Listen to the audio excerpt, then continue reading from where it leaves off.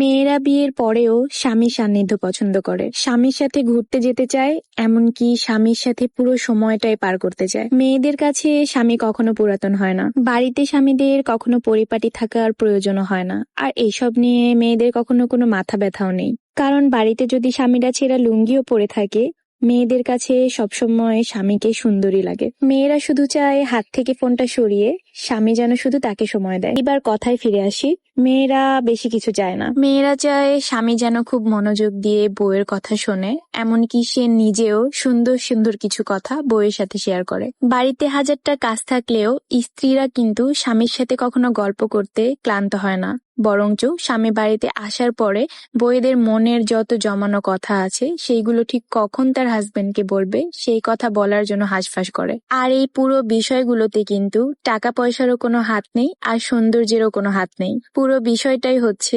ভালোবাসার আর মায়ার। স্বামী সুন্দর হোক বা অসুন্দর, টাকাওয়ালা হোক বা গরিব, নতুন হোক বা পুরাতন, এসবের কোনো কিছুই কিন্তু ম্যাটার করে না। ম্যাটার করে স্বামীর ভালোবাসার উপরে, ম্যাটার করে স্বামীর যত্নের উপর। অথচ দেখেন, কিছু পুরুষ মানুষের কাছে ব্যাপারগুলো খুবই উল্টো। তাদের কাছে বউ পুরাতন হয়ে যায়, বউকে আর ভালো লাগে না, বউয়ের কথা মাঝে মাঝে ঘ্যান ঘ্যান মনে হয়, বউয়ের থেকে বন্ধুদের সাথে সময় কাটাতে ভালো লাগে। এমনকি বাহিরের সকল নারীদের এবং বন্ধু বান্ধবদের ঠিক যতটুকু গুরুত্ব দেয়, সময় দেয়, এতটুকু সময় গুরুত্ব যদি নিজের স্ত্রীদেরকে দিত, তাহলে হয়তোবা তাদের মানসিক শান্তির কোনো অভাব হতো না। মেয়েদের চাওয়া পাওয়া আসলে এতটুকু পর্যন্তই সীমাবদ্ধ। যাই হোক, বিজনেসের কিছু কাজের জন্য ঢাকায় যাইতে হয় আমাদের দুই জামাই বউকে, আর আপনাদের ভাইয়ার বিজনেসেরও কিছু কাজ ছিল ঢাকায়, যেগুলা কমপ্লিট করে দেন আমরা বাসায় আসি। আমাদের ব্রাহ্মণবাড়িয়ার বাঞ্ছারামপুর থেকে ঢাকায় যাইতে বাইকে করে বেশ খানিক 1.5 ঘন্টা বা 2 ঘন্টার মতো টাইম লাগে যদি জ্যাম না হয়।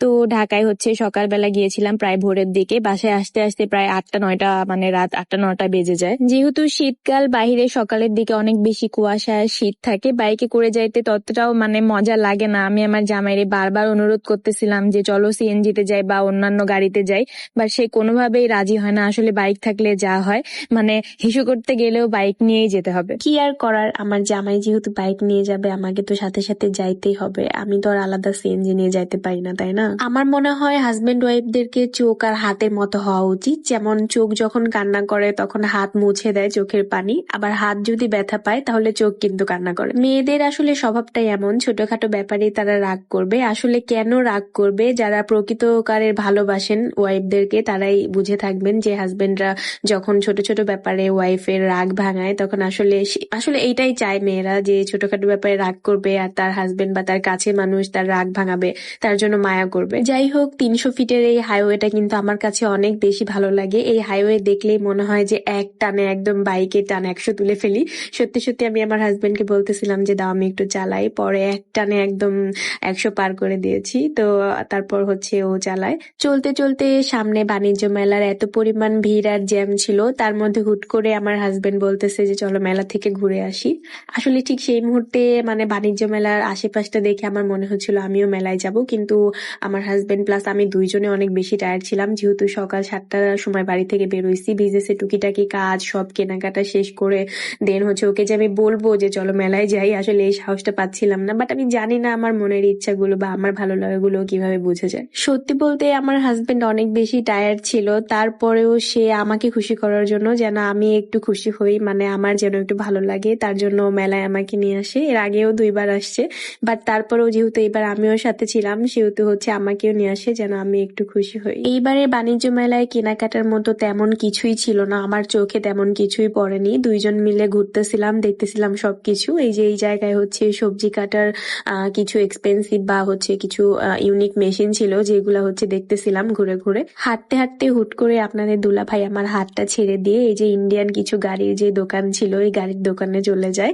একটা ছোট্ট মানে 2 ইঞ্চি মনে হয় বা 3 ইঞ্চি হবে লম্বা ছোট একটা গাড়ির দাম হচ্ছে 600 টাকা। আমি বলি এই পিচ্চি গাড়ি আজান খেলে মানে খেলতে খেলতে কোথায় ফেলে দিবে সে নিজেও খুঁজে পাবে না, এত দামি গাড়ি নেওয়ার দরকার নাই। তারপরেও সে আজানের জন্য একটা নেয়। দেন কিছু হচ্ছে জুয়েলারি কসমেটিক্স দেখতেছিলাম, দেখতে দেখতে আমাদের বেশ ক্ষুধা লেগে যায়। তারপর আমরা কিছু নাস্তা করে নেই। নাস্তার টেবিলে আমাদেরকে কাপল দেখে এরকম লাভ শেপের হচ্ছে নান দুটি দেয়, যেটা আমরা হচ্ছে চিকেন কাবাব দিয়ে খাচ্ছিলাম। বেশ মজা ছিল। খাওয়া দাওয়া শেষ করে তারপর আমরা দুই জামাই বউ মিলে এই ঠান্ডা কনকনে শীতের মধ্যে বাইকে করে বাসায় চলে আসি। তো যাই হোক, আজকের ভিডিওটা কিন্তু এই পর্যন্ত শেষ করছি। দেখা হবে সবার সাথে অন্য কোনো ভিডিওতে। আল্লাহ হাফেজ।